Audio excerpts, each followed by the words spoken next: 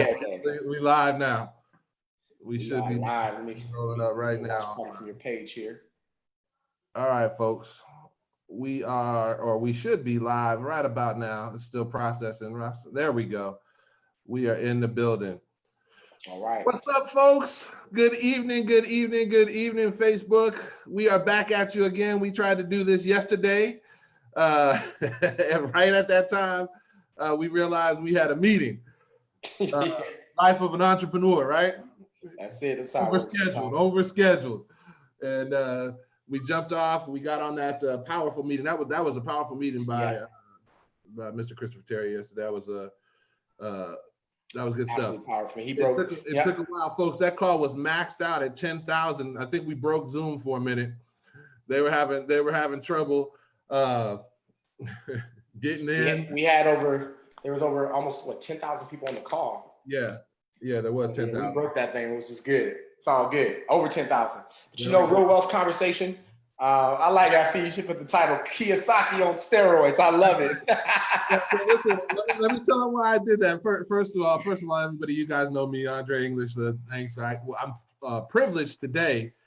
You guys know I go live all the time, but I'm privileged to have my mentor, also a good brother from LA. So for my LA folks that are on there, this guy's from Compton right here. So you guys know what that means. Compton in the 90s. You know what that means, the 80s and 90s. So anyway, man, Mr. Rany Webb out here in Texas with me in the Dallas area right now. And listen, man, I'm excited. So I just wanted to come on here and just have some real conversations. I talk about it all the time, how our group has wealth conversations and stuff like that.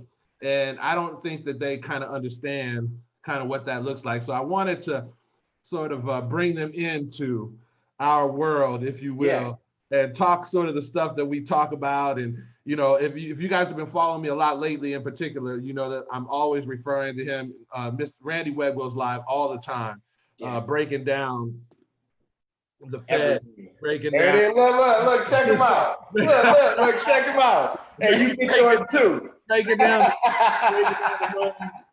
breaking down, rich, think and grow rich dad, poor dad, all the stuff, fake. Right. Look, he grabbed them. Look, fake. We got them. All these books.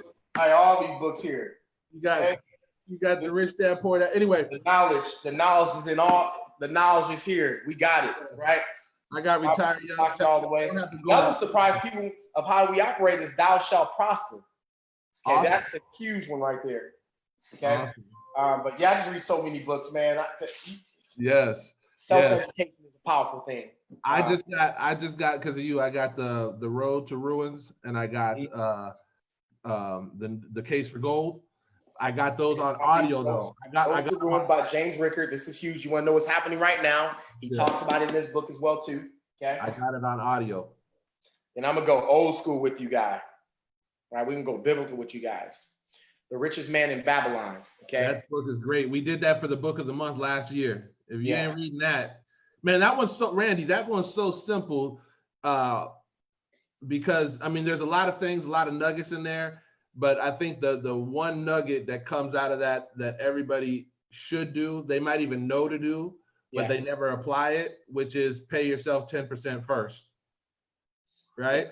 You don't know why. So when they say that, most people are struggling because you look at, first of all, let's talk about reading the book Rich Dad Poor Dad. For those who have read the book Rich Dad Poor Dad, as you're going through that book and you're brand new to financial literacy. Okay, I remember I was brand new to financial literacy. And so he's like, pay yourself first. And I'm like, of course, right? I pay myself every time I get my paycheck. I go to the store, I go shopping, I buy brand new shoes, I buy all these liabilities. I do pay myself first. Well, thank you. I'm doing the right thing, Robert. Right. And then you go through the rest of the book and you realize that's not what he's saying, folks. He's saying pay yourself so that you can have investment seed or have seed money. Let's call it seed money, okay? Because we need to begin. Most people don't even have seed money to start anything, okay? So we have our seeds, our seed money to plant so that we can start harvesting. But you know what? What we're used to? We want to be harvesters without being planters. That's right. And think about that because you've been taught to have a job. Having a job is like being a harvester without being a planter. That's right. The person who starts the business is the planter. They plant the seeds and they send you out to go harvest them. But don't you want to own the field so you can be the planter and the harvester? So in the book Rich Dad Poor Dad, he talks about getting that 10% so that you have seed money to go invest in real estate, invest in the stock market, now invest in the foreign exchange market, go out and do some of your passions, leverage. He talks about leverage all the time. So yeah, that's a simple one, simple concept. Pay yourself 10%, folks. But the unfortunate part is most people don't have 10% to pay themselves. So you're saying that's your seed money. So man, one of the things I learned coming into network marketing, I'll be honest with you, my family didn't go to church a lot growing up.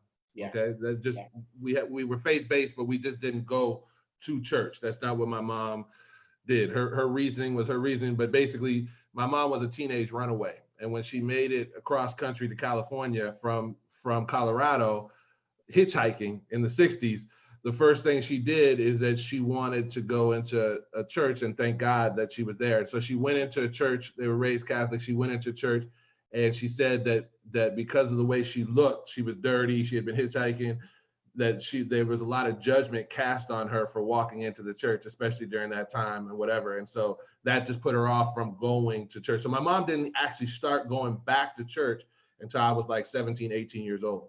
So I wasn't raised in that atmosphere. And so when I got to network marketing was the first time I really got put into the idea of sowing and reaping.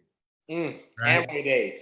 Yeah, so that's the first time I got put into that concept. And it's such a powerful concept because people don't understand, right, that you have to sow the seed, right? You've got to plant more than one seed, right? Because some of the seed is going to be eaten, some of it's not going to take root, some of it, right? So you have to plant more than one seed.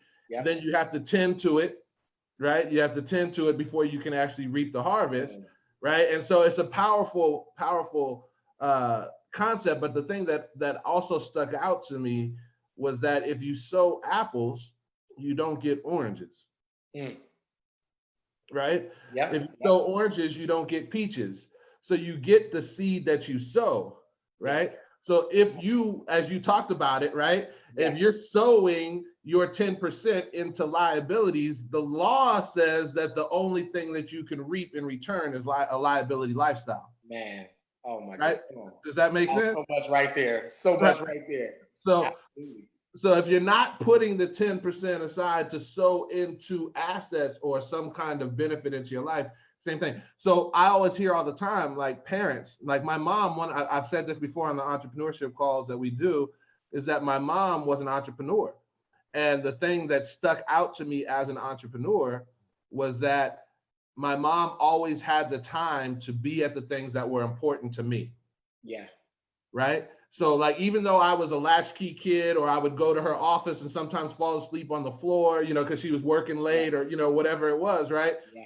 If it came time for basketball practice, soccer, like my mom, from the time I was 6 until the time I left, missed one game only. And she was so sad. She was crying. She was devastated that she had to miss one game. And it was after she sold her business and she was working for somebody else. Right? And so what I say to people all the time is that if you want time for your family, are you sowing time into other people's family? That's so because true. You can't reap a harvest of time unless you sow time into somebody else, right? You said something powerful that most people probably miss. I want to go back to it because I know you actually played basketball pretty much on a professional level in college. Okay, which is, guess what? Not many people make it to college to play professional basketball and play for college. Okay, and so you didn't just walk onto the court one day. You said something significant. Right? Your mom sowed seeds into you because she ensured that you were going to practice, and that's what was powerful. And I remember being a young kid, young baseball player. I played up into my junior year in high school. But one of the most important things was to have a parent there, have my father there, have my mom there. And so your mom took that time, even though she was really busy, to invest her time in there. And so when I want to bring that to, and you talk about her having a business, is that as parents, because I'm now a parent and I get to watch my boys and my girls and the time that I give them. And so, for example, we had a family fitness day, watched my oldest, Xavier. Man, kids, you don't know how much power they have until you invest in them and you push them and you show them the way. So what I'm getting at is this. Most parents, unfortunately, are absent and they don't even know it. Okay. And that was me well over 8 years ago when I served in the military. Wanda was a nurse, so we were both working parents in the home. She worked 12-hour shifts. I was on a mission somewhere, so kids most of the time in daycare, we had somebody else watch them at the house. So we, not because we wanted to, but we were absent parents. Okay, so the kids were not in sports, you know. And I remember saying when I was starting my entrepreneur journey, one of my biggest things was being able to put my son in baseball. But some parents, I do know that they do sacrifice and they do get their kids to these sporting events. But imagine if you were able to free up your time because you sowed your initial seeds. Okay, so this is where we're going. I'm going back to the seed sowing. You sowed your initial 10% seeds in something, and you were able to create something. Okay, and because you were able to create something, it gave you your freedom. And so imagine in your 20s, okay, and I'm going to talk to my older folks too, but imagine in your 20s, you don't got any kids, and you're able to go build something amazing, you know, whether it's 6 figures or 7 figures, and now you're free, okay? Then you find the love of your life. There is no money problems because you realize in most relationships, it's a money problem. And so you get this relationship going, you have kids, now you've got all the time in the world to sow into your kids. And they can become whatever it is that you want them to become. You want them to be a politician, a president, they'll do it. You want them to play pro ball, they'll do it. You want them to play pro baseball, they'll do it. But it's based off what seed you're going to sow into them, and if you even have any seeds or time to sow into them. And it starts now. So yeah, I mean, listen, bro, I had one of the most blessed upbringings. My mom was phenomenal. You know, she would. She, as a matter of fact, we're now in the finance world, so to speak, right? She would always teach me that Galileo said mathematics is the language in which God wrote the universe, right? Wow. And then she would always teach me like principles of positive thinking and, you know, and so forth. And so I grew up, and I'm transitioning this. Part of that is because when she ran away and she made it to Los Angeles, she met this couple who became, you know how we have in our extended family, like I called them aunt and uncle, but they weren't really related to me in any way, shape, or form, right? And so Auntie Deal, and what happened is she was into network marketing in the 70s. Matter of fact, she was in Amway. She built it to a significant level, and then she left because she got recruited by another company. And she became basically the Bill Britt, the David Imaniche, the Rany Webb of that company. Okay. So I grew up literally in a network marketing household. So when I was 3 years old, so I've never had a problem like taking vitamins and supplements. I could just take this. I don't need water. I just swallow it and go, right? And so back in the day, when Amway first acquired the company Nutrilite, right? When they acquired them, the vitamins were like horse pills. These huge. So that was one of the major objections that people would have at meetings. This is a true story, by the way, right? And so what would happen is they would do the stuff, and my aunt lived in the Black Beverly Hills. She lived in Baldwin Hills, right? A beautiful home with a pool. My uncle there, he had actually sold his record label. He had a record label in the 50s. So like if you listen to stuff, a lot of the older movies, his records are playing, so they still get residuals. So I knew about residuals because my aunt and uncle got residuals from the 50s all the way in. So they were wealthy. Like they'd like come pick me up in Rolls Royces, you know, the whole nine, right? Anyway, so long story short is at the end of the meeting, people would say, hey, listen, this thing looks great, but there's no way I could take that vitamin. There's just no way. There's like, I can't. And then they would say, Andre, and I would come running out from the back, because I was in the back playing somewhere. And I say, yes, ma'am. And they say, here's your vitamin. And they would hand me a 3-year-old, that big horse pill. I'd pop it in my mouth, swallow it, say, thank you, and run out the room. And then they would like, I was part of the close, bro. I was part of the close. And people would be like, well, I guess I got to sign up now, right? So anyway, so I was around this atmosphere my whole life. And even with that, and this is why I want to talk to you tonight, because even with that, when I got out on my own, what I didn't know about network marketing was the mentorship and the system. I didn't know the personal development. And in high school, even though I was very competent in basketball, I always got good grades, I was still a very shy person. Right? and especially if it came to, and no one believes that now, but my natural inclination is actually shyness, right? Yeah. The only thing that I'm not shy about and I'll speak out about at any time is injustice. Like I have that, just something resonates and sets me off, and I'm on it. I'm like a lion, right? Like you can't stop me, right? But in terms of regular conversations with people, I would never talk to someone about money. I would never talk to them about business. I would never, because I was so shy, right? I was so shy. And it wasn't until I found the system part, right, that I realized, oh man, I can grow beyond who I currently am. Like shyness is now an excuse, right? Or whatever, because it doesn't have to be my permanent kind of story. So with that being said, man, what interested you in network marketing? And the reason why I want to talk about it is because I know a lot of people are going to hear that word and they immediately turn themselves off because they don't understand the taxes and all that. We may be able to have time to get in that. We may not. We may do another one some other time, whatever. Yeah. But the point is for you, a guy who rose from Compton, right, became a Air Force pilot, a Black pilot in the Air Force, had already started reading books and real estate investing, an inventor of a product, right, an entrepreneur that's built several businesses. What interested you, someone who most people would never approach, right? Because they would already say, hey, you and Wanda are doing well for yourselves, right? I've been to the house in Frisco. They're like, hey, I'm probably not going to talk to them, right? So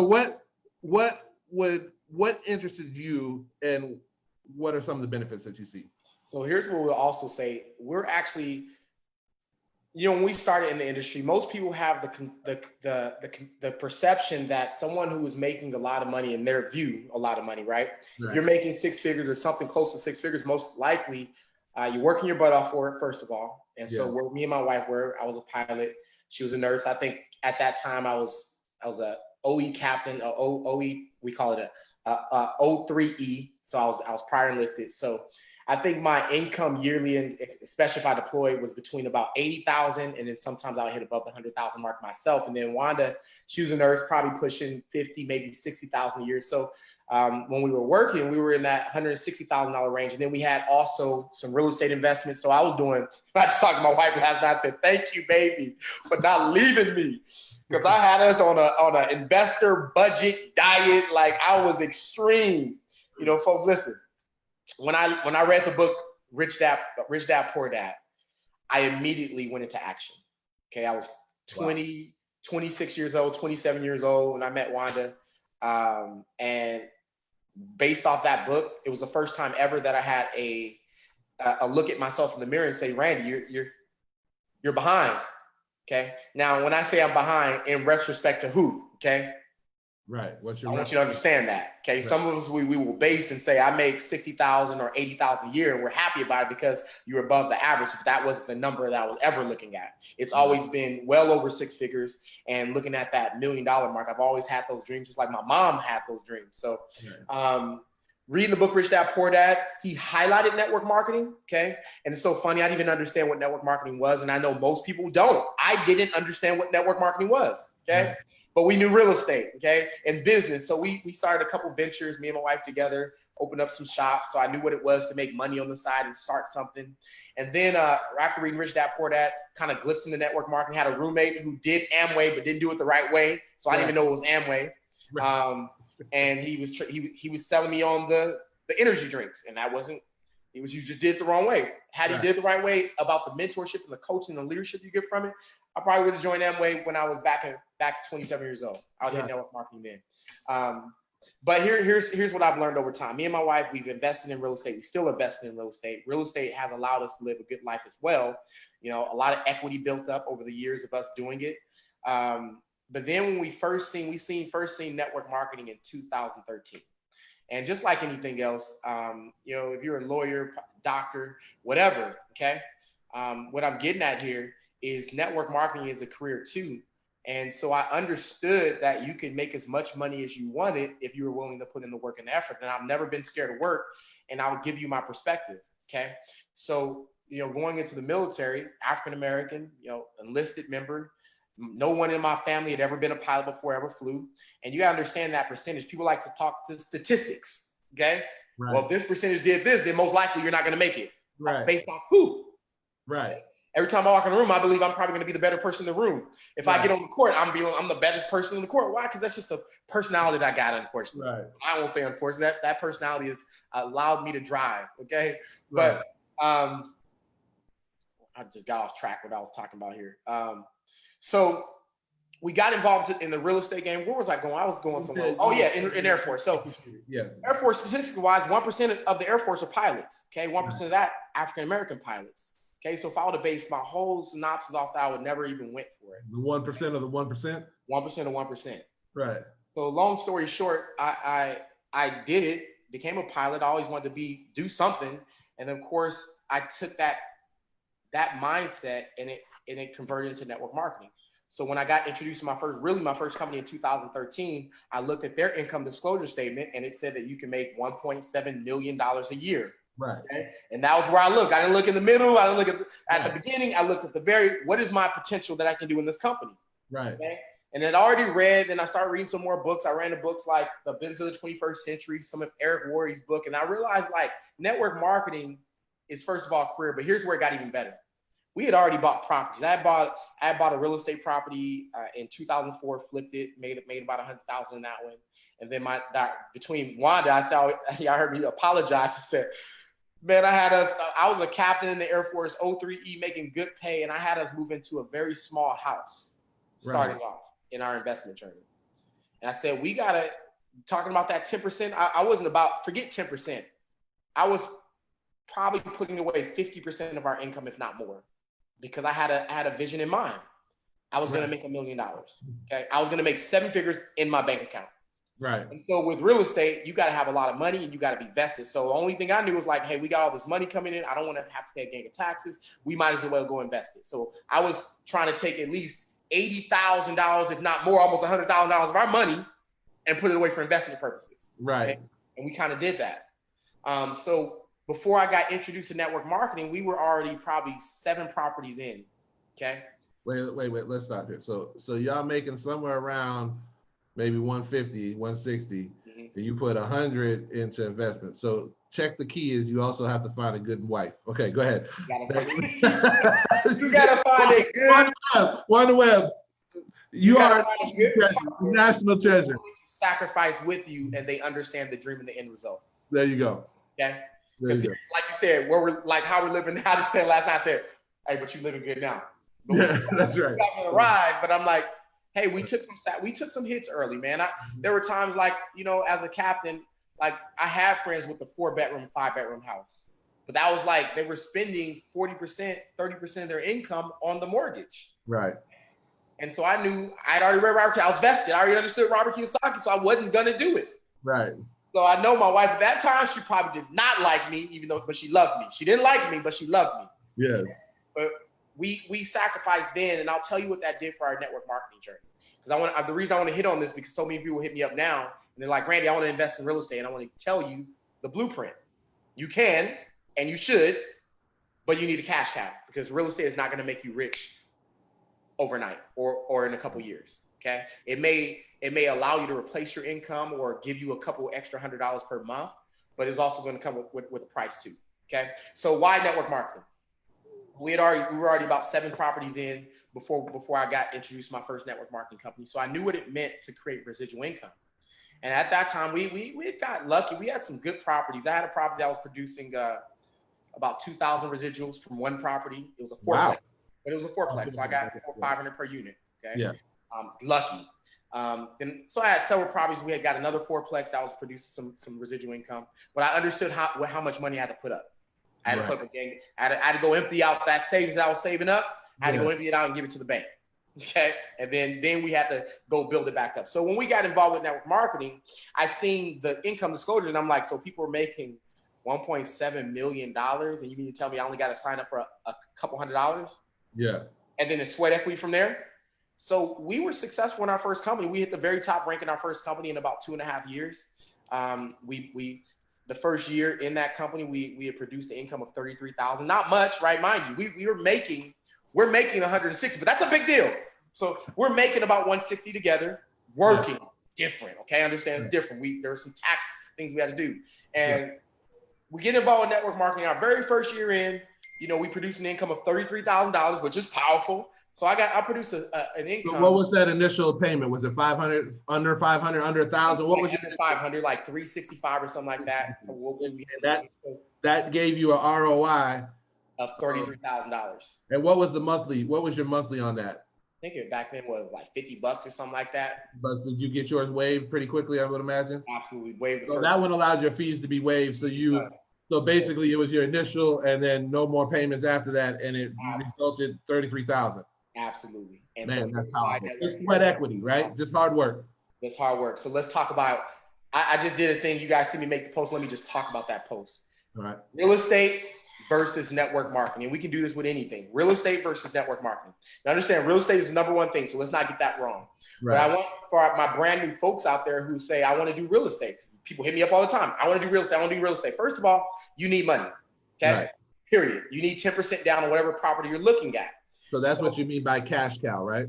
Cash cow. You need a cash cow so that you're going to take your cash cow and filter that money into the real estate game. Gotcha. Okay? Or into gold and silver. We'll talk about that as well too. Okay, so let's talk about the average price home right now is about $250,000. Across the United States, the average is $250,000. You go to California, you can't afford anything out there. Okay? But we're gonna stay in the middle, $250,000. Okay. Now I went around real numbers right now. The interest rates are at about 3.8%. Okay, if you got good credit. So here's the next thing about real estate. You just can't hop in real estate if your credit score is below a 620. You better get your thing up, right? And they ain't gonna allow you to do multiple. You ain't getting 3.8% either if it's at 6. You ain't getting 3.8% either. Okay, right. That's one thing they're looking at. And then if your income is not high, you may not even be able to afford the other house. So here's what you have to do: when you get the real estate property, you may not even be qualified to get your second loan to go get another real estate property. Right. So you have to have a cash cow, a production of income, where the banks say, "I trust you to leverage us to make money." Right. Okay, so listen, if we're talking about a couple $100, you don't have it, don't even look at real estate right now. Right. You got to go find a cash cow. Okay, so here's the example: $250,000. You want to go get a loan from the bank. You get a conventional loan. It requires 10% down. Okay, that's $25,000. So now you have $225,000 left on the loan that you have to pay a 3.8% compounded interest on. Now, Andre, we be running these numbers about how to compound your income. Man, 3.8 over 360. What is 30? 365 days for 30 years. 30 years. That's you're gonna pay about almost close to $1 million, folks. You're gonna pay about $600,000, if not $700,000 back to the bank. Okay. Yeah. So listen, let's make a simple equation. If you want to make $2,000 residually, okay, residuals mean that it's money that comes in for all the work you did in the past, you override the customers that you brought into a business. Okay. Or, residuals is just money that comes in, mailbox money if you do real estate, right? They pay the rent, you get paid. Okay, hopefully they pay the rent. So let's just use that example, right? So you do that, you pay the $225,000 back to the bank. You're gonna pay that over time. Let's say that your monthly payment is gonna be, and these are all real numbers, by the way. I went to the mortgage calculator. You're gonna pay about $1,425 just for the mortgage itself. Now your taxes, it could be $200 a month. It could be $100 a month. We're just going to say $100 a month, which we know taxes are way higher. So you add another $100 a month to that. So we got $1,525, and then you have your home insurance. So really, you're going to pay about $1,600, $1,700 for a $250 loan. Really, I can see that $2,000. But let's just say you pay $1,500, $1,700 for that loan per month. Okay, so that's monthly overhead, right? Which would equate to, we're talking about over a year, you're talking about 20,000, let's say $19,000 to $20,000 automatic overhead just in the mortgage itself. That's real estate. Right. Plus you put the $25,000 down. So your first year, you're out of $45,000. Right. First property. Okay. And our goal is to get a residual. What's in there? That doesn't even count if you have to fix it or if you have to keep putting money and something breaks and there's a tenant in there. It doesn't even count. I'm going to tell you all the issues we had in real estate. You're going to get them all, okay? People will move out on you overnight where you expecting rent to come. They ain't there, and ain't no mailbox money coming. Can you cover it? Okay, so you got this mortgage you're paying. So you say your goal is hopefully you're smart enough before you bought your home, you went and got a nice real estate agent to say, hey, what are the market rents in this area? Right. And the market rents are higher than the mortgage you're going to pay. So you do the research, you find out the market rents are about $2,000. So boom, you can charge $2,000. Okay. Let's just say that you can charge $2,300. We'll make it that you're getting $500 in residual income monthly. And like Andre said, there's going to be things that are going to break. Like, you know, dishwasher just broke for us. We got to get a brand new dishwasher. Okay. Stove broke. Got to get a brand new stove. I had to do all these things. Hire a plumber, just plumbing issues. Send a plumber out there, $75 automatically. Right. So there's going to be some months you're going to eat about $100 into your profits. Okay. So we spend $250,000.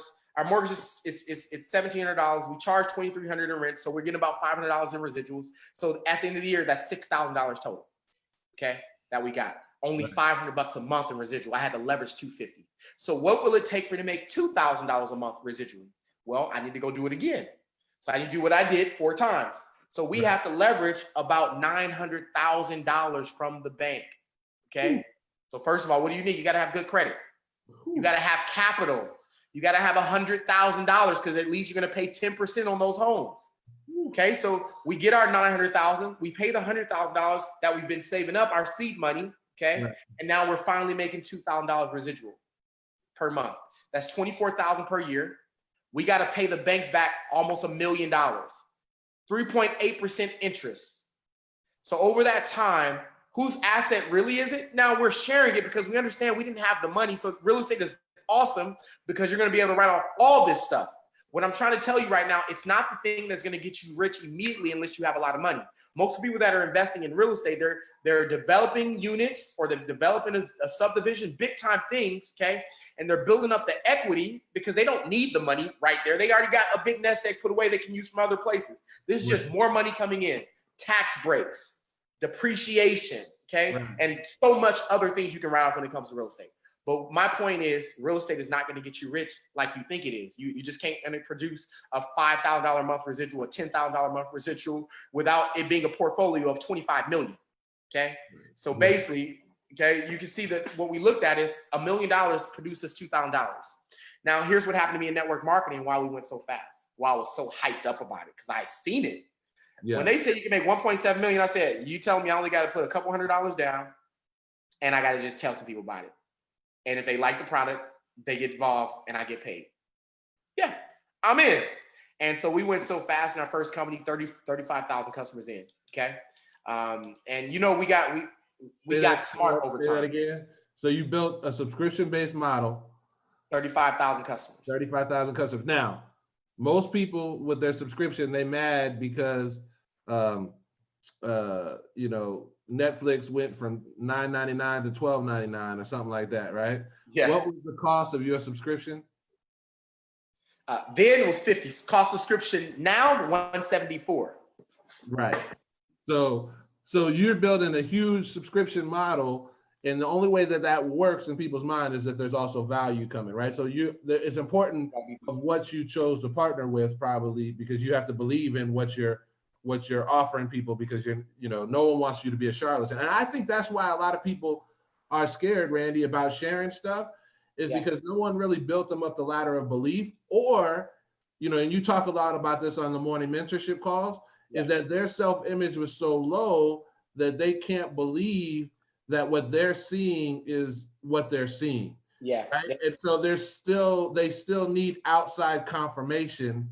And so therefore they don't want to share it, right? Because they don't want to be wrong. Matter of fact, I had a mentor named John Crow once, and he said, the reason why, you'll appreciate this, and you'll get it.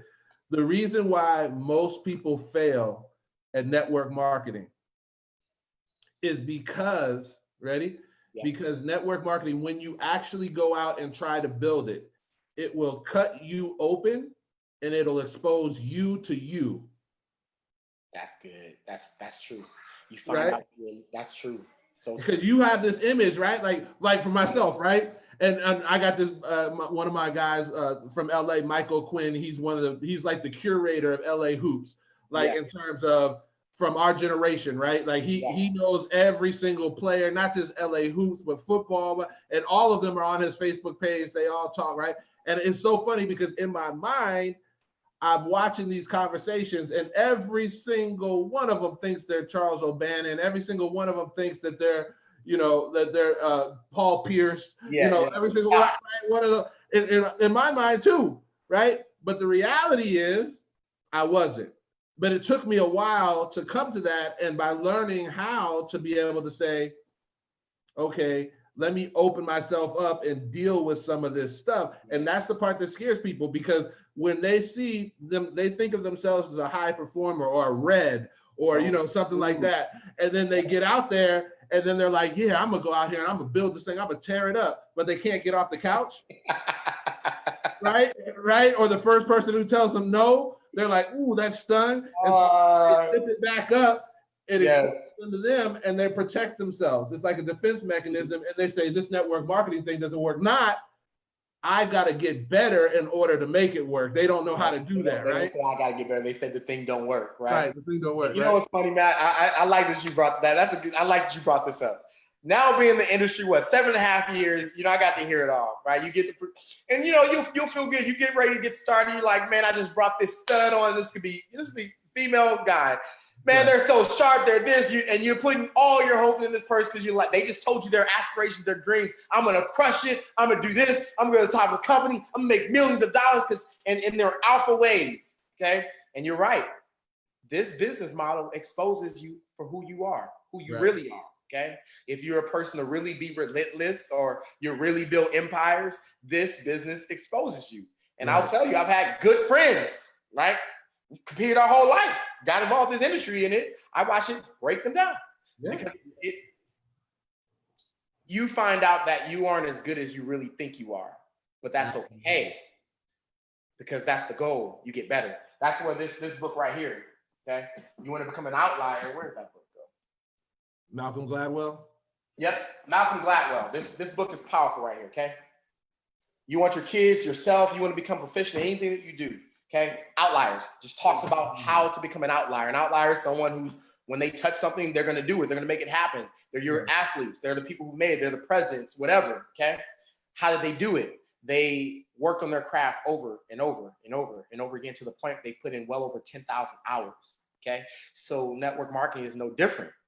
Right? You're gonna get the rejection. You're gonna get the no's. You're gonna get people that are not going to follow you that you thought was going to be there and do it.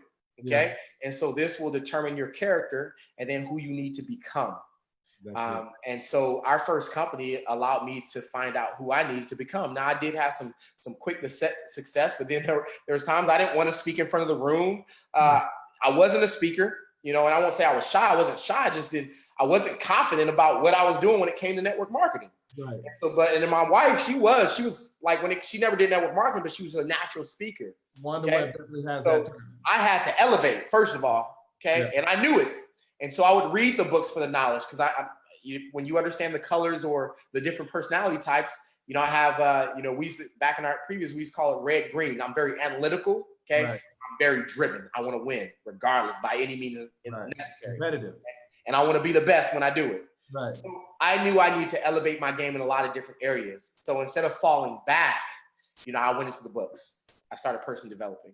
Let me ask you a question on that. So what are Wanda's colors? Wanda is a blue yellow. Okay. So what that means is, for those who don't know, that softens it up, because sometimes if you're a red and an analytical red at that, right, is that you're just like, I need to get it done. Military. Very military, right? And some people, they can't come into that culture because they're gonna get blown out. So you need that blue yellow to come by and say, it's okay. Absolutely. Right? It's funny what happens with couples in this industry are powerful. They are. We were talking about, I love we get to work together. That's my business partner. That's my ride or die. Right. We also have our issues as business partners together where maybe we don't agree with some things too. But she's gotten to watch me, and I've gotten to watch her. Yeah. There's things that she loves that I do in this industry, and there's things that I love that she does in the industry. And what we've done is we complement each other, but we didn't only complement each other. I've learned how to take the great things that she does in this industry and do it, right? Mm-hmm. Okay. I've learned from my wife, like the way that she speaks, the story tells, I pick up a lot of that stuff. And just like her, I'm aggressive. I like to get to the point. She's picked a lot of that. I watch my wife. You guys will swear she's a red.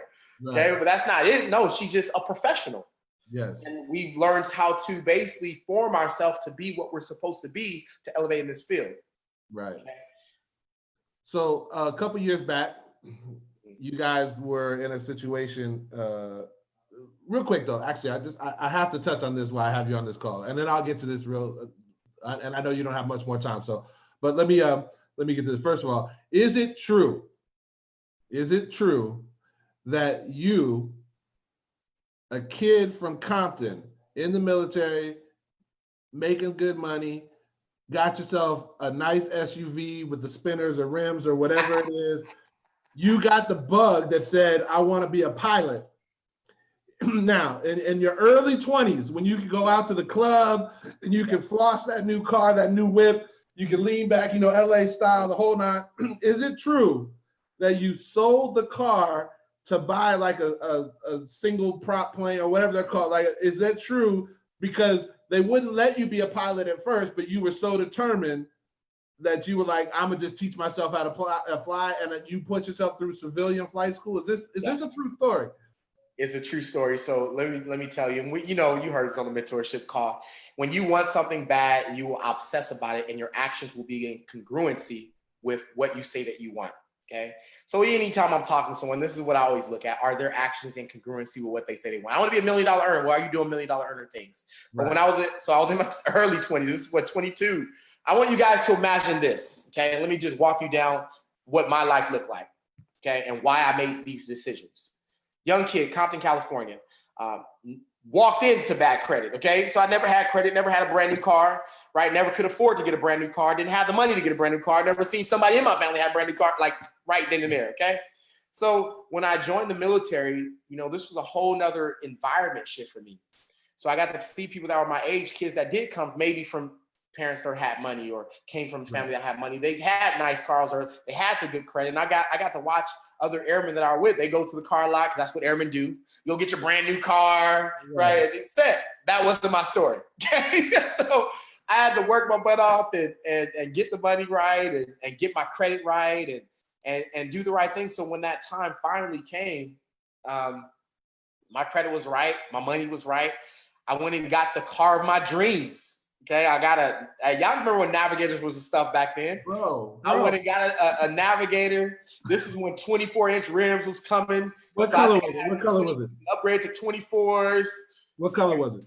It was a black on black. Black on black. Come on. Black, young. I'm in Spring Break Central. Okay? You want to ride with the rims. So I got everything, right? Right. And so I got this truck. I love my truck. Let me tell you. Look, I used to sit outside my office, look out there and see him sitting up there like, yeah. I think of it. So let me tell you, folks, such the wrong mindset, okay? And let's just really talk about this. From where we come from, that's what we've seen. Let's talk about the hood, okay? What is glorified and where we come from, right? Having some rims in the car. Right. Should you have a brand new car, then that's even better. Like, that's what's glorified. So that's where I came from. So I had to have a huge mindset shift. And I'll tell you, folks, there was a bug that got in me, okay, where you put yourself in an environment and you start seeing things. Success back where I come from was seeing a police officer. Listen, before what it is today. But you seen, in California, like, it was like, wow, that's where authority was, blah, blah, blah. So there was a time that I said I wanted to be a police officer. I mean, long story short, guy in the military, seen pilots. And I'm like, man, I guess I've always had, like, in my heart to lead, I guess, in a way. And I remember my mind being set on becoming a pilot. And I remember going to the educational office and Mr. Coven, you'll hear his name a lot. Mr. Coven's still here. Mr. Coven's like 80-some years old. That man right there, he changed my life. That's a person who changed my life. Yeah. And so I remember going to the educational office, talking to Mr. Coven. First thing I said, I want to be an officer. He goes, oh, young man, you want to be an officer? Okay, I can get you there. And I hadn't started on my degree yet. He says, here's what it takes. And I said, I want to be a pilot. He said, you want to be a pilot? Really? You'll be a pilot? Okay. And so I knew I had a long ways to go. I had never flown an airplane before. Part came because my first job, I was what we call a simulator driver. Sim driver is what they call this. And my job was to pretend to be a pilot over the radios for the air battle managers. And so I think that's where the spark happened in that, and that's where the imagination happened at. And then, of course, everybody's gonna feel me on this one. You see the movie Top Gun. There is no man in the world when you see the movie Top Gun that does not want to become a pilot. Right. So once that movie came, I was like, I want to be a pilot. And I, Sidebar, we need a team trip once this is over, when the new one's coming out.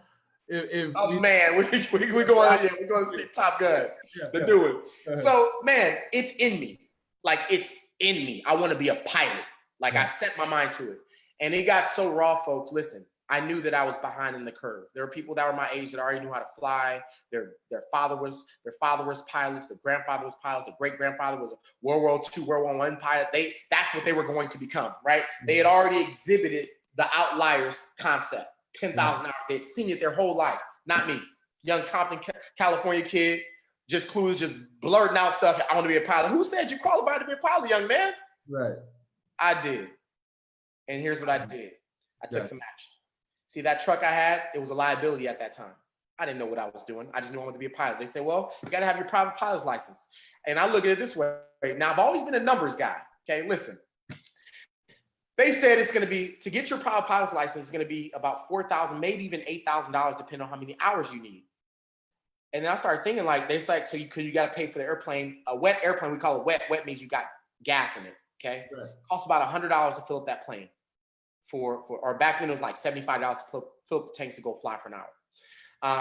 So I did the math and I said, you know what? It'd probably be better if I just buy an airplane. And so I went and did the research, and it's called Controller. Still out there, Controller. So for those who want to buy you can buy an airplane, folks. Most people don't even know you can buy an airplane, just like you can buy a car. Okay, right. It's a newspaper called Controller. You can go probably controller.com and go shop for airplanes. So I started looking for airplanes, and I found this Piper Cherokee. I was like, man, it looks good. I started doing the research on what it takes to manage one, to maintain one, and I put my mind on buying an airplane. And literally, I said, okay, how do I get a loan? So I think I tried to get the loan first, and they were like, well, you got this truck. You ain't going to get the loan. Right. So I sold my truck. I sold my truck, got a little bucket to drive around with, sacrifice once again. There's nothing I've never had that sacrifice to get to the next level. So right. I sacrificed the truck. I went and bought my airplane. I remember flying down to Clearwater, Florida, when I got my Piper 140 my Cherokee 140. Okay, we call it a Hershey bar wing. I think it was like a 1970 or 1969 airframe. Okay. Yeah. And I learned about the hours and all that good stuff. So airplane's a little bit different. The more you fly, the better it is. Long story short, got it back to Panama City, and I started going through the pilot's course to get my private pilot's license. Okay. Once I got to the cross country part of it, and started learning how to fly, then I finished my private pilot's license in my plane with an instructor, of course. And then I would just take the flight so I could get used to flying, because I would watch these guys and it was like, they didn't even think about it. Okay. Yeah. And I wanted that feeling where I didn't have to think about, pull the yoke back for the plane to fly, push the yoke forward for it to descend. I didn't want to think about that stuff. I just wanted to do it like I drive a car.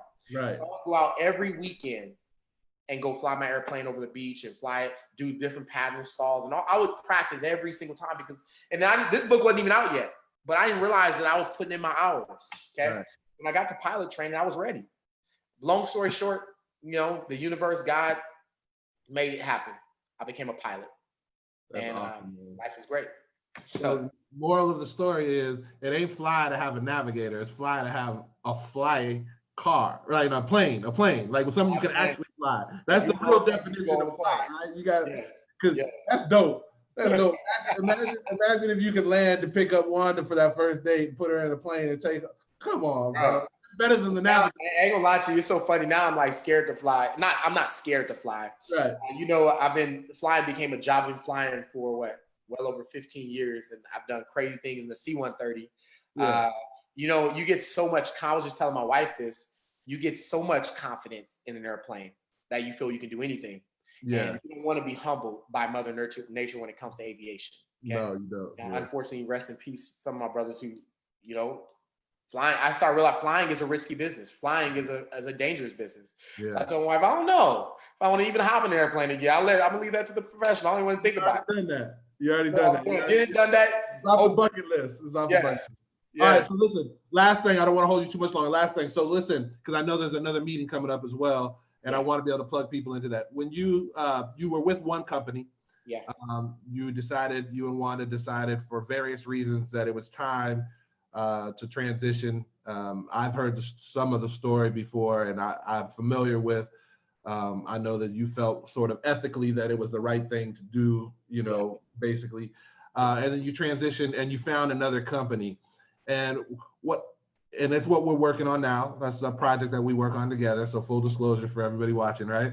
But what is it that really excites you about Forex when you also put it in retrospect to cash cow and also the traditional industry of network marketing? Because I know you, just like me, we geek out about the research on all of network marketing, right? And we know, right, like that traditionally you got to take this box and this product and you have to be able to sell it to somebody, right, or whatever, in order to drive volume, because all profits are not paid off of recruiting. That's illegal. Yeah. Only profits are only paid when volume moves through the business. So whatever your product is, if it's a vitamin, if it's skincare, whatever, you get paid by moving product through. Yeah. And so that right there, quite honestly, is a barrier for some people because of that.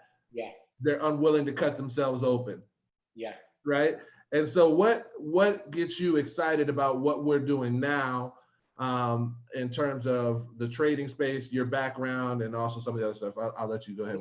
It's crazy, man. First of all, I give full thanks to God that we just even planted here. Like with this service, this product that we're pushing. Like we had no idea what anything, right? What will become. So here, let's just talk about, I got my degree in business, right? My master's. And we have this thing called a SWOT analysis. Strengths, when you get ready to start a business, okay, you look at the strengths of the business, you look at the weaknesses, you look at the opportunities, okay, that's most people miss. What's the opportunity? Who wants it? And then you look at the threats of the business, okay? That goes in your business plan. That's part of your business plan. Is a SWOT. Right. So I'm a business mind person. So I want to bring you guys in with that. So when we talk about threats, okay, what's a threat? Well, there's a bigger company than me. Let's say you want to start a retail outlet. Well, you can't start a retail store like Walmart because Walmart is here. They'll stomp you out. Right. They have stores everywhere unless you're in a tiny, small town. That's a threat, okay? I want to start this product. Well, that product is ran by this person over here. So you run into a field where there's so much competition. Or I want to sell this. Well, you want to sell that, but no one's looking for that right now. It's not hot. Okay, so those are all the things that go through my head when I pick a product. And I'm always asking, why did you pick that product? Okay, and so I'll say, right now, we're all working from home, okay? And guess what? There's a lot of things we can push and sell and do, okay? But when we came to this company, the thing that got us was that you could literally make money without having to sell a recruit, period. Right? I'm like, what? It was unbelievable. And the funny part is, before hopping on with our sponsors, I was already getting into my brother. He kept bugging me. He's like, bro, you need to learn about this cryptocurrency, bro. You need to learn about this. I'm like, what am I supposed to do? He got me to download. He got me to get a Binance account. Okay, that was my first introduction. Got me to get a Binance account, and then he said, okay, I'm going to invest in TRX. This was our knowledge base. This is funny now because we actually trade, but my knowledge level is like, my brother's like, I'm gonna buy TRX for like 6 cents per share, basically. Okay, me too. That was it. And I'm looking at all these things go up and down, and like, it's 6 cents. Let's just get it. Right. I was relevant. So long story short, we get involved. We see the trading happen. We see 600 people at one time make money. Done. Simultaneously. See, let's be honest. Most time when we do this thing in network marketing, right? No matter what you sell, right? You get in a room full of people. We give a presentation. People sign up. There's some people in the room that make money, and there's some people in the room that don't make money. If you didn't have no one in the room, you didn't make any money. Okay? Right? Depending on whatever their comp plan is. Right. And so for me to watch online from home in pajamas, one person give a trade, everybody makes money. Never happened in network marketing history. Ever. Right. I said, babe. So when I said we're about to get rich, it wasn't just looking at we're about to get rich on like trading too. It's like, holy, we have a product that people are going to be kicking the door open for. They're gonna make money. Because we are not a middleman. We're not a derivative. What do I mean by that, folks? Listen, okay, a derivative means this. You have an orange. When you squeeze the orange, juice comes out. Juice is a derivative, okay? When people join network marketing, they join for 2 reasons. Some people really join because they love the product. That's awesome. They'll do well because they love the product. But most of the time, most network marketing companies, they sell the opportunity. And we get good at selling the opportunity. In my last company, I got good at selling the opportunity, okay? Because most people walk into a network marketing company. Let's be honest. Let's talk about the world right now. This is real numbers right now. The Federal Reserve comes out and says 76% of people don't have $1,000 in their account right now. So you mean to tell me out of 330 million people, over 270 million people don't have $1,000 in their bank account right now? That's why they set the stimulus at $75,000 of income, bro. Everybody thinks that someone's doing better than them. They don't need opportunity. But the fact that average income is 50,000 in this country, or 50 to 55, somewhere in there. They set it at 75. They said, look, based on these numbers, they broke too. They need a check also, right? Isn't that what happened? So here's what people end up doing. So I know now I'm getting in front of people. So let's talk about, I'm a numbers guy. I'm sorry, folks. It's just, I deal with numbers. Okay. Right. So the first thing I think is, okay, so out of 10 people that I'm going to show, seven of them, they need to make money. Right. They may like the product, but the truth is they're looking at the opportunity like, I want to make the money. Okay. Right. So they get involved with network marketing, and they're going to sell the pill, the potion, the travel, or whatever the product is going to be. Right. Regardless if they're even going to use it, because it was all about the opportunity in the first place. Right. So when we came here, it was like, holy. So our service is teaching people how to make money directly from their phone. Right. And we made the money. I made $331 my first night. Past results don't equal future results. No guarantees in this financial market. Trading is risky. Done. Okay, we can put a disclaimer out there. Yeah, but I made $331 my first night. You can imagine I was lit, and I did call everybody. And from the phone. From the phone. Zoom. We literally built. So we walked away from a multiple 5-figure a month income. Listen, folks, let me just give you this story. Okay, a portion of it.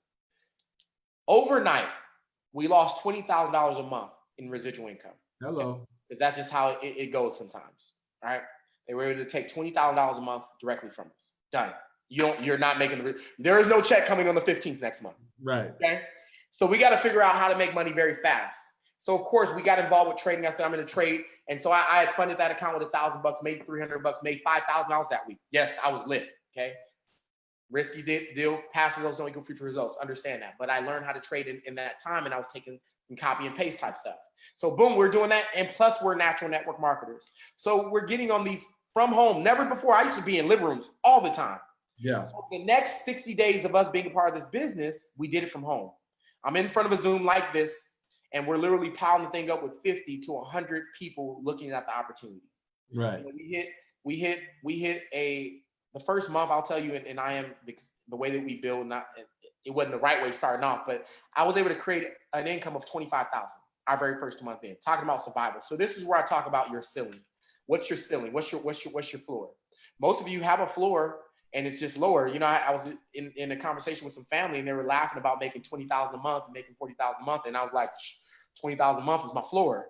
Okay. So I'm always going to make that. That's easy. Okay. Right. It's elevating now to make what's behind me $1 million a year. Right. I know there's more personal development, such and such. So we built from home in 60 days, hit Chairman 10, which was about $13,000 a month. And of course, so why we chose this, the product is not a derivative. It's the source. We teach you how to make money, but here's the best part. I didn't know 2 years later into this game that I would become so knowledgeable about money, right? It led me to that, brother. You certainly are that. There's no question. It led me to books like this, Dollar Christ. I want to know how the world ticked, okay? Led me to books like The New Case for Gold, Road to Ruin, Fake by Robert Kiyosaki, because now, okay, I used to walk around like this and didn't know it. And today, I see very clear. And sometimes you can't even have these conversations with people until they're ready, because they don't, like if I tell you, like we talk about basic things when I talk about the Federal Reserve and I say, you know, the Federal Reserve is a private institution that is owned by the people. You're like, what? Like people still don't know the Federal Reserve is not a governmental institution. They're fooled by the title Federal Reserve. They think right. People still don't know how money is created. Okay, that literally the Federal Reserve can just print money whenever they want and how it impacts them. They don't need permission. All of this stuff is fake. All of this, we have to go to Congress to get them. They can print it whenever they want. Whenever they want. There's not Congress just all that was. So you guys understand. Anytime that Congress or anyone goes for more money, so this what was it? $2 trillion. $2 trillion. $2 trillion. Where do you think it's coming from? It ain't gonna come from the government. So now how it works is our government, they grab a loan from the Federal Reserve. Right. How we set that up? you need to read the book Jackal Island. Yes. Okay? How the elites got a private institution to make a country borrow from the central bank that is not a government institution, I don't know until you go read the book Jackal Island. Okay. It's an old thing, bro. They've been doing it since they started the modern banking system. They would fund both sides of the war. Yes. And when whichever side won the war, they would have to go do reparations. They have to pay back the other side debt. And we were the middleman. It's dirty, bro. It's dirty when you really get into it. Money is a dirty game. So listen, folks, what we're telling you right now, you're probably like, what are you talking about right now? You need to do research. You need to learn how money flows. Because if you learn how money flows, you'll never work for it ever again. I promise you. Okay. Yeah. If you don't learn how it flows, then your kids and your grandkids and the great grandkids, they're going to suffer from it until they figure it out. Okay. Yeah. And so we had legacy worldwide, and you see chains breaking. Those chains are symbolic for us because we're breaking the chains of a lot of things. We're breaking the chains of poverty, first of all. And when you break the chains of poverty, you break the chains of unhealthiness. Okay. We can't eat healthy if you're living in not so good neighborhoods. Let's really talk about what's happening. Okay. Whole Foods. Where Whole Foods at? Right. Whole Foods right here where I'm at right now. Whole Foods are not down in where we come from. Okay. Nah. If there's an MLK near your house, Whole Foods ain't there. Yeah. Okay. If you on Malcolm X Boulevard, you ain't got no until it gets gentrified. Let's have a real conversation. That's true. And folks, don't let it get. Listen, you can change a lot of things with knowledge. Okay, so long story short, we came to this company. We thought we came to this company because it was about making money and being able to do it from our phone. But I'll tell you now, what is my perspective? Man, I get to go around the world. I get to go to places like Kenya, right? Where the average person there makes $500 US a month, not enough to live on. A country that is hurting right now, and teaching this very skill that I learned. Okay, plugged into the same system that I was in, and they learned the money system. And so we are able to shift economies. Listen, folks, when I say shift economies, the average monthly income of someone. So you think if I touch several thousands of people in Kenya and get them to start making $2,000 a month, does that change the average? Absolutely. I just shifted the economy, okay? And we can do that all around the world. So, and I got the build in, that's right. And let me tell you, I got the build in Kenya in my previous company and this company. And I'll tell you how my heart feels. Back when I was I was still building because I was selling the opportunity. I was selling the opportunity, so I wasn't hurt because you believe the opportunity helped to make money. Right, you believe the opportunity is good. Like travel is an important thing, experiences and so forth. So it's not like you were just selling it just to sell it. Exactly. Right. Yeah. So I believe the opportunity is going to make money, and if they use it, great, boom, done. But this time it just hits different, right? Yeah. You go over there and you're like, well, I know not everybody in this room is going to recruit. I know not everybody in this room is going to tell anybody. But I do know that they're going to learn how to create money and wealth from their phone. And that one day, as they grow up, they have kids, they're going to be able to teach their kids the same thing. And now the money conversation is different, okay? Yes. Now instead of talking about buying liabilities, we're talking about buying assets and owning the world, doing an ACON, right? Going and creating your own country, right? The old city, right? ACON city. ACON city. Crypto, whatever, yeah. I'm telling you, you ever do stuff like that. So it hits different. So we're in a field, first to ever do it. First to ever do it. Thank you, Christopher Terry. Where we have a company like strategic, but intentional, that we teach people how to be independent.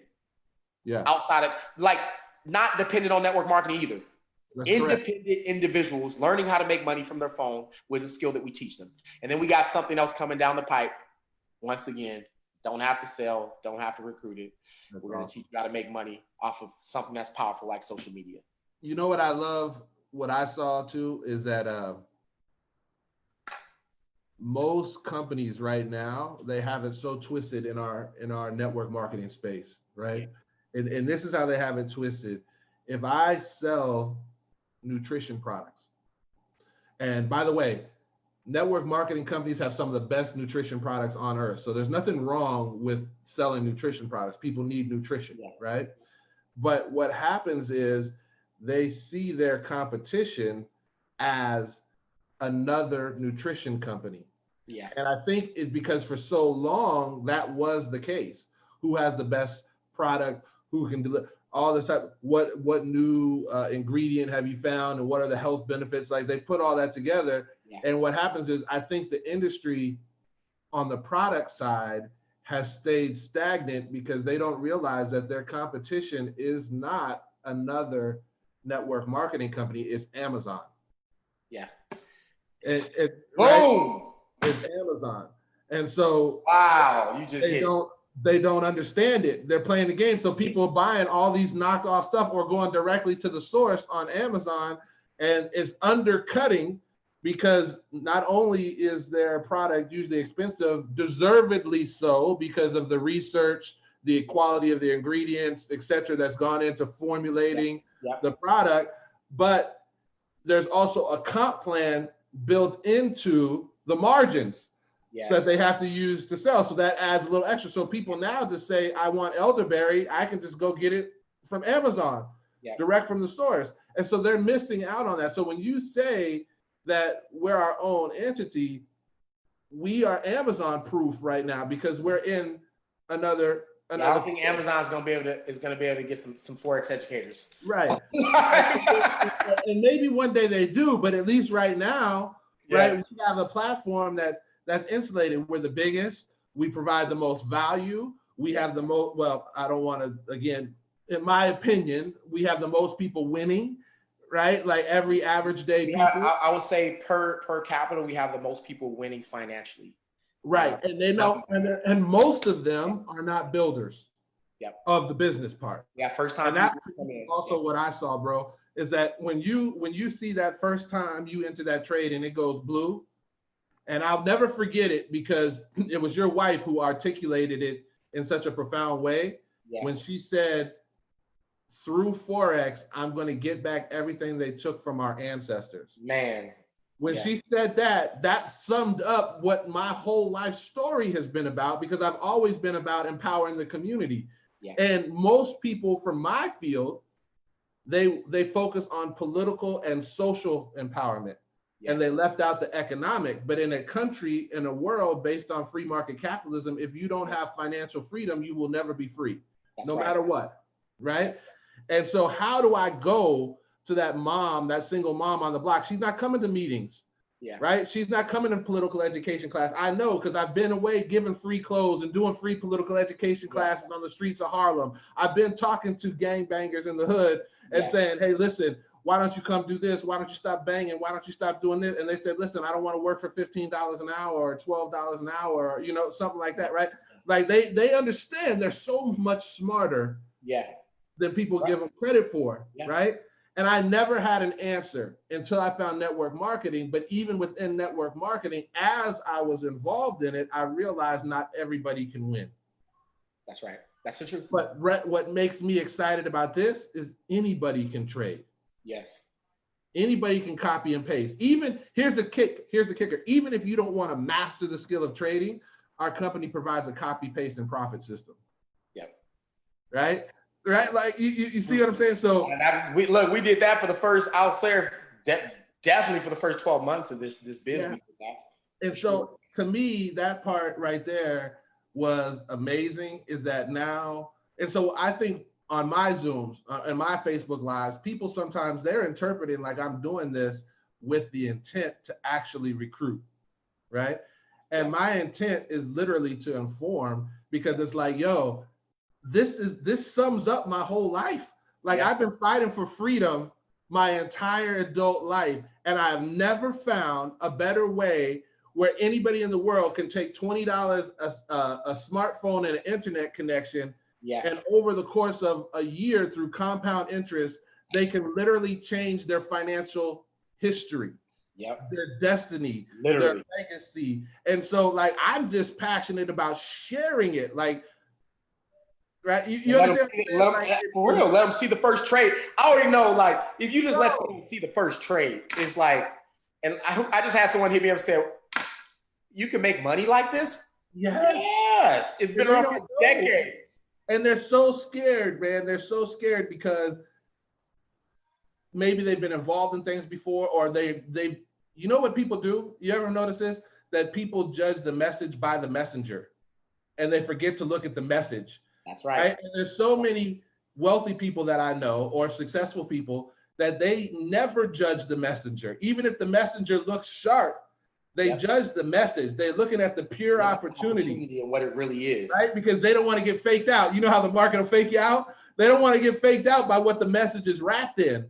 They want to see what the opportunity is for itself. And I just wish more of our people would understand that. Your cousin, who's the absolute goofball of the family, might come to you and tell you, hey, I got this new idea. I'm hooked up with some people out of Texas. Yeah. And you automatically say, oh, here you go talking about this stuff. And you're not even looking at the message. It's like right now, if I said, we were talking about flying, right? And if I say to somebody, hey, listen, I'll give you $10 million to jump out of this plane without a parachute. Most people, Randy, what they automatically do is they say, hell no, right? They say, hell no, I'm not doing that, blah, blah, blah, blah. And it's because they're uninformed. And what happened was I learned this at a live event. And it was the wealthiest person, I swear to God, it was the wealthiest person at that event. They raised their hand and they said, hold up, you're offering 10 million to jump out without, okay, next question. How high is the plane? Woo! That's good. They said, how high is the plane? Do I get to land on that little slide and come down? Like, right? They got, and so instead of just analyzing the opportunity off first thing, they asked a follow-up question. Yes. And it's sort of like when I first saw Amway, because I came from that sports background, I said to myself, they talked about a position called Diamond. And I said, is Diamond the top rank? And they said, no. I said, so why are you showing me Diamond? What does it take to go to that next tier? And who has done that? Because I knew if one person had done it, it could be done. Absolutely. You just hit it on the head right there. It's kind of like you said, the rank's at 1.7. How do I get there? Like you wasn't interested in the 33,000 first year, even though that's an incredible ROI, right? Return on investment. You said, how do I get there?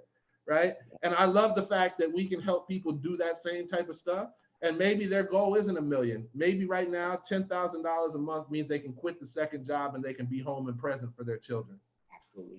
Right? Or something like that, or an extra $10,000 a year. And they can do that from their phone instead of having to go spend time, right? And so I'm fired up, man, about. I know, Andre, man. I want to get, I know you've been interviewing me, but I just want to give you, for those who are watching, you're watching from this page, man. Andre, I'll tell you, man, you have one of the most biggest hearts and passion and sincerity about really helping people. Obviously, you're already a platinum leader, elevating through the ranks here in this company. You're a Forex trader. TP4, I know you guys are doing some major moves. You guys know how to trade for real. So what I'm going to tell you, man, you would be someone like, we're partners already, but I would partner with you again, okay? And so anybody who's watching this, I'm going to tell you, when we're looking at this, I talk about SWOT analysis, okay? And this is about business partnership as well, right? Who are you partnering with? Right? There's no better partner with someone with so much knowledge. And I would say the knowledge that he has, are, to me, beyond his years too. Right? This guy has researched just about every great in the industry. So when you research these greats and you understand how they operate, you have no choice but to become a great. And so guys, like when I first started in this industry, I remember casting a vision about where I was going, and I had some friends who joined me and I had some friends that didn't join me. I have friends who joined me in my previous, they're six-figure earners. They got to a level that they were not at before, and they're living full-time right now, okay? We're not even in the same company anymore. And now we're doing it all over again. So never pass up that opportunity and never judge the messenger, right? Judge the opportunity. If I judge the messenger, right? Think about this. If I judge a piece of paper that says 1% of the Air Force are pilots and 1% of that 1% is African-American, I would never try. And that's what a majority of people do. They don't even try because they want to know the odds of them winning. I don't know your odds. But they'll But play if the you have lotto, a mentality that you'll never quit and you'll just get it done, you'll win. That's what I can tell you. That's it. So that's it, brother, man. Thank you so much, man. I appreciate you, Andre, in a major way. You are such a contributor to this organization, and I can't wait to see you elevate to chairman and beyond. Of course, I know you already crushed in the trading space. Definitely, brother. Thank you, man. And thank you for your time, man. This was great. We got to do it again. I got more stories for you to get to. I'm gonna have, listen. Hey, listen, I'll tell you this. I learned this last thing. I learned this from a man named Rany Webb, the greatest mentor I ever had in my life. Okay. Errol Webley, a man from Jamaica, came here, man, built a beautiful organization. I told you before, he had people in his organization that for 13, 14, 15 years would just buy toothpaste and soap, but they would come every week to the meeting because of how he made them feel and how much they learned that they could apply to the rest of their life, right? And so, what was I gonna say, man? I love Errol so much. I got sidetracked on it. But anyway, man. Oh yeah, he said he taught me this. He said the most underutilized resource in all of network marketing is your upline. He said because your upline is your lifeline. Everybody else could quit, but your active growing upline will always be right there to say, come on, bro, let's link arms again and make one more call. So, bro, I love you. I love you and Wanda forever. I'm on your team, right? I'm on your team, and I'm gonna expose the rest of the world to how great you guys are through some more of these Zooms in the future, bro. That's all I'm saying. Let's go. I appreciate you, bro. Let's get it. Hey, we're ready for this abundant 2020. Let's go, brother. All right, man. Have a good one. Let's go ahead and cut this live off. How do I do that?